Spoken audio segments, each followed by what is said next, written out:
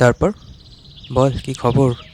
আর কি বলবো বল, এই অফিস আর বাড়ি এই করে করেই জীবন কেটে যাচ্ছে, কোথাও যাওয়াও হয় না, জীবনের আনন্দটাই কোথায় চলে গেছে জানিস। ও, এক সেকেন্ড।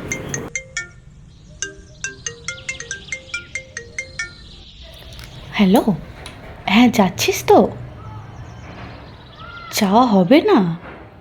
কিন্তু কেন? আচ্ছা, ঠিক আছে, হ্যাঁ নেক্সট টাইম।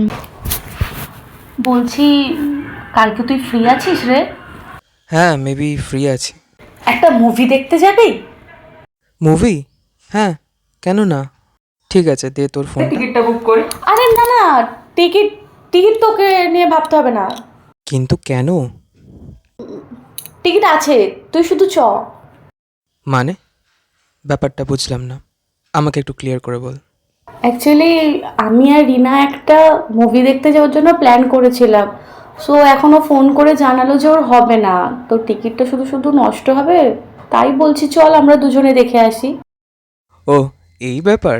ও যাবে না বলে আমাকে বলছিস? এটা তো প্রথমবার নয় যেখানে তোরা আমাকে সাবস্টিটিউট হিসাবে নিয়ে যাচ্ছিস। বাট অনেক হয়েছে। সরি ভাই, আমার হবে না কালকে।